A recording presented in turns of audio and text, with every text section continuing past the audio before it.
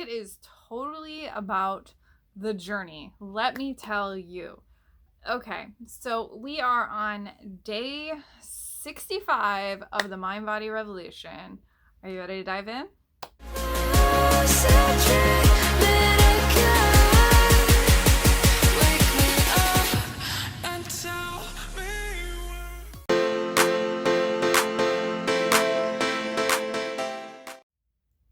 Hey guys, it's Ashley here from theawakenstate.net.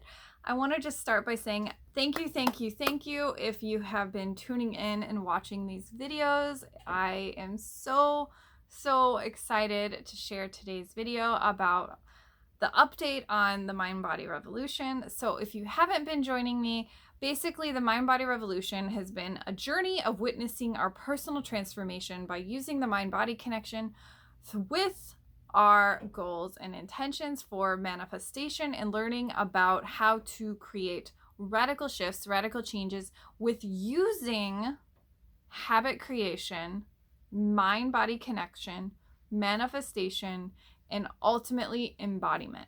So here's something that I just recently shared in our group, and I think it's just such a cool way to look at how goals evolve, because it shows us a lot about how in the beginning there's just an idea, and in the idea a seed is born and planted, and then we give it water, and then we give it soil, and we give it nurture, and we give it sun, and we give it love. And when we give it so much attention, that surface level goal starts to transform. So the things that I've been seeing come up for me have just really blown my mind in terms of identity shifts. So I feel like things have evolved to a point where in the first step, it was like, what is going on? What is wrong? What isn't working? And then it moved into, what do I need to change? Let's get real. What needs to shift? Where can I take accountability back? What needs to change right now?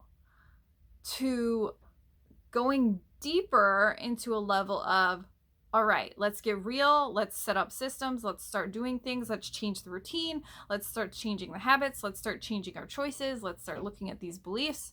And it moved into feelings and motivation and all of these elements where my beliefs started to evolve into energetics, and that energetics started to illustrate, how can I accept change in my identity?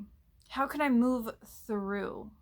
How can I move through and accept change? How can I stop letting my ego have this temper tantrum of, I don't want to change, and instead, how can I enter the acceptance of change? How can I stop making this such a big deal and just have it? And so at day 65, here's what I've noticed. My goals were very surface level at first, and they kind of just had a mind of their own as they grown. And so at first it was very surface level. It was, I'm going to tone up for Pilates. I'm going to build systems in my business so I can have more ease and flow in my business life. And we're going to work on house renovations so we can start upgrading the house and start working on the house more. And what I really began to notice is these are all just so surfacey level. And so the first step is I really identified the goals, and they were very surfacey level. And then by step 2, after starting to work on those intentions from like a very surface level, I started to notice like, well, what are the beliefs I need to sustain this? What are the emotions I need to sustain this? What do I actually need to feel in my body that would motivate me to go to Pilates? What would motivate me to create these systems? Because clearly things aren't working. So how can I change them? And it became more of a conversation of, what are the emotions I need to support these goals? What are the energies I need to support these goals? And that's when it started to level into the acceptance, where I started to move into step 3, which was all about identity shifts. So are you with me? So step 1 was surface level goals. What do I want to change? Step 2 was feelings and energies behind those goals. So I noticed my intentions shifted from I want systems, I want Pilates, blah, blah, blah. I am a person who does Pilates. And instead it shifted to goals that were focused on motivation, encouragement, focused on energizing myself to get up and take action. It's like the intentions took on a mind of their own and they started to shift and change. And I think this is so interesting because I said that actually in the first video. I said that when we set intentions, we have to allow ourselves to allow the magnetism to speak through us so we can be guided to the beliefs that actually support us. So at first we thought it was this surface level thing, but the reality is I wanted to focus more on motivation so I could do the Pilates. I wanted to focus more on encouragement so I could set up those systems. I wanted to focus more on moving through the acceptance that it's not a big deal to have these things. And then I started to create changes in the identity, which created an acceptance. And so the mantras started to evolve the more I nurtured them. Just like a plant that needs to grow. And in that space of nurturing those beliefs, I started to create these identity shifts happening behind the scenes of what I was doing. And I started to notice that it was less about, I didn't really want to focus on just the surface level result anymore. And I didn't even want to focus on the emotional result. And instead I just started to be like, I am the person who does Pilates. I am the person who has systems in her business. I am a business owner. I have systems. And it started to move more into identity. And I think this is like a really, really important conversation right here. So when we think about a manifestation or a goal or an intention, a lot of the times we're really only thinking at that surface level. I want the new car because it's going to be amazing. I want the new body because it's going to make me look hot and I'm going to attract the right partner. I want the such and such because it's going to make me feel such and such. But the reality is you have to almost put that, like, you have to go beyond that. You have to look at what is the energy behind the desire. What are you actually seeking here? And so I think there's a level and a moment where it started to be like, well, I'm not a person who had the systems. I'm not a person who did Pilates consistently, but now I am. And so there's an identity shift, like an activation occurring where you're allowing in these new energies to a point where now you are now the identity of the person who is doing those things. So naturally what I began to notice is my mantras started to shift and change. So it would be like, first I'd be focusing on the goal and then I'd write those. And then I would notice that I would start to think about, well, what would be the beliefs I would need to feel that would help me complete that goal? So I started to focus more on motivation and habit building and confidence and certainty. And then now it's like they started to move more into identity. So I think this is really fascinating because it's like, for those who just like stop before the miracle happens, you have to realize that there's an identity shift occurring when you are manifesting something. You know, there is something going on behind the scenes where it's not just this surface level goal that you're trying to attain. There is energetics involved. There is frequency and identity and habit formation. There is this level of looking at your goal as a part of you. And so we remove the conversations that it's a big deal, that we have to put it on a pedestal, that it's like this loft, big, hairy, monstery goal that is so hard to complete, that it's overwhelming and exhausting. And instead we have to kind of peel back the layers of what is actually going on. And then that comes with the identity shift. It comes with looking at Who do you need to be to embody this goal? Who do you need to actually be on a consistent basis to sustain this goal? And it's no longer I need to do this to get this. It's now, who do I need to be to embody this? Because I am already her. And so it's a different conversation entirely than when you started at day one and you were like, well, I kind of want systems and I need to work on Pilates and etc. So instead, it's this conversation of witnessing the evolution of your intentions. So let's talk about this today. So on the planner, we have a spot. I'm going to get my planner. See my head flying across the screen. So we have the planner. And basically, on the Mind Body Uplevel Planner, we have mantras, focus goals, your energy levels, your daily tasks, how you desire to feel, your weekly goals, your reflections, your personal pleasures, your mind body rituals. So what I really want to focus on is we had a request to talk on power mantras and why they are important. And I couldn't agree more, because step one is all about setting your intention for your 3 goals, right? So we also have to consider like our power mantra, like your mantra that you are anchoring into right here. So when you think about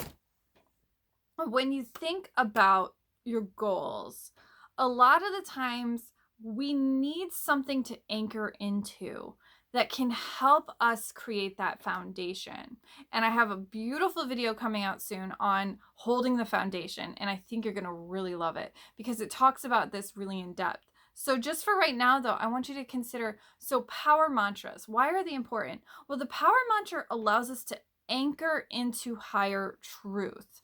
And so we can anchor into a solid foundation of that particular belief. And then we use that as fuel for our manifestation and our goals and for our actions we take. So for instance, someone who doesn't have a power mantra, it might be a little bit harder to sustain and take that action because your belief is probably saying the dynamic opposite of what you actually want. So for instance, this can be very simple. So if you were to consider such as, I choose to see the abundance in my life. But you are not anchoring back into that affirmation.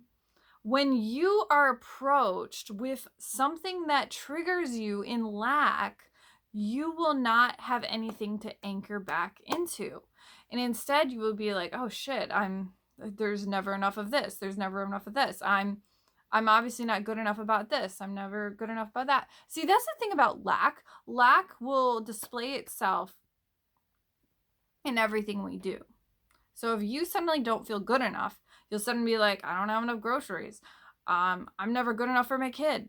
I'm never good enough for this. I'm never good enough for that. I'm never good enough for this. And then instead you have to drop the negative bullshit and see it for what it is by anchoring back into your power mantra, which is, but there's always more than enough. But there's always more than enough, which means I choose abundance, which means there's always more than enough. I choose abundance. I choose abundance anyway. I choose abundance despite my circumstance. I choose abundance anyway. So there's always more than enough, but there's always more than enough. Do you feel the difference? So a power mantra, when used correctly, can really help you bridge the gap between getting sucked into an external circumstance or transcending that circumstance to build your foundation of what you actually want. So we're really talking about our choices here because it's about our day-to-day decisions and about moment-by-moment decisions of how we create these choices in our life. You have a moment where you can choose to act from the abundant version of you, or you have a moment where you can choose to stay in fear and act as the person who's in lack consciousness. And there's a different frequency, a different vibe, in a different moment for you to realize you're either acting from misalignment or you're acting from alignment. And it all goes back to that power mantra, because that's helping you anchor back in to higher truths.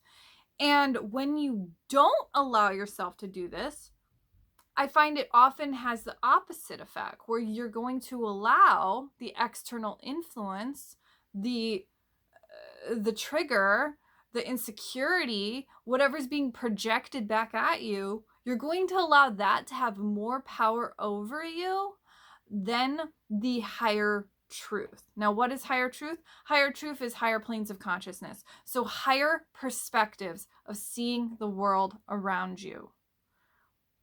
Now, this is about looking at whatever your power mantra is. You want to use that as a tool to anchor into.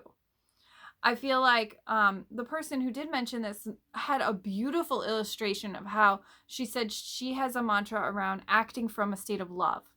And so she started to use this, I choose to act from a state of love. And she brought that into her life and then to her daily conversations. And basically, I don't really know her life, but I do know that when you use a power mantra, like, it will help anchor you. So it gives you the foundation you need to be pulled into the correct actions. Whereas if you didn't have that mantra to tune back into, it's very, very easy to just let the wind take you off. The moment that you are propelled with an insecurity, a trigger, someone who basically like projects back at you your insecurity or your trigger, or anything that kind of just sets you off course, if you don't have that discernment and that foundation in place where you can tune back into your power mantra, whatever it may be, then you will easily be thrown off course. And so I think this is like a funny thing, because like we always talk about use affirmations, do all the things, but we don't really talk about how do we use the affirmations for our highest good. Like another thing is when I have a hard time in Pilates, I will say a power mantra of encouragement to move me through to a point where it's like I'm snapping from the quantum and I'm choosing to stay in an energy of encouraging myself, which allows me to feel stronger, which allows me to be in this space of really empowering my sense of mindset to create the actions I want to create, to keep going when it's hard, to keep moving through despite what is being fed, despite what is going on around me, despite where I currently even feel, because it's in that energy where we can almost remove emotion, do the work, and as we are literally in the space of relying more heavily on the new belief, the new foundation, we are overriding the old circumstance and choosing to anchor into the new circumstance. And then before you know it, when you do that on a consistent basis, you turn it into a habit. Now all of a sudden you're like, oh, I do choose to act from love. I act from love in this relationship. I act from love in this particular situation. I act from love in that. And I see abundance around me like this because I know there's always more than enough. And you start to do this on a consistent basis, you will see the effect, because now you're not just anchoring into that particular vibration, you are now emitting a different vibration than when you originally started, when you were frantically in lack consciousness, or you're frantically in like a muddled vibration where you feel almost jittery because you are not tapped into your truth. When you are tapped into your truth, the wind may come, but it will not knock you out. You root in firmly to that foundation. And because of that, well, I know it seems so simple, but when you use the affirmation correctly, it will sustain you, because now you have that anchored foundation. If you use an affirmation, then immediately go right back to the circumstance, you're already done, because you have not anchored into the embodiment of the affirmation. Now that is so powerful. Okay, I'm going to leave you with that note because that felt like, whew. Okay. All right, so it is day 65. Let's keep going. What a journey. I honestly am loving this series. What a cool way to share mindset hacks and really kind of give you a behind the scenes look of being on the journey of what it takes to really enable habit creation. I am so excited you are here. I invite you to, if you haven't even started, get started. It is time. So I'll leave you some links if you need the introduction. I will drop the training and the guidebook for you if you desire to learn more about the Mind Body Revolution. And I would love to hear your own progress report in our Mighty Networks group. If you haven't joined, I definitely invite you to sign up. It's a great place to be. Very authentic beings, beautiful people. You would love to join. There's not enough of us. We need to expand the Mighty Networks group. Okay, so tell your friends, join, have fun, have an exciting week, and keep going. Okay, keep going. You got this. Keep going. Love you.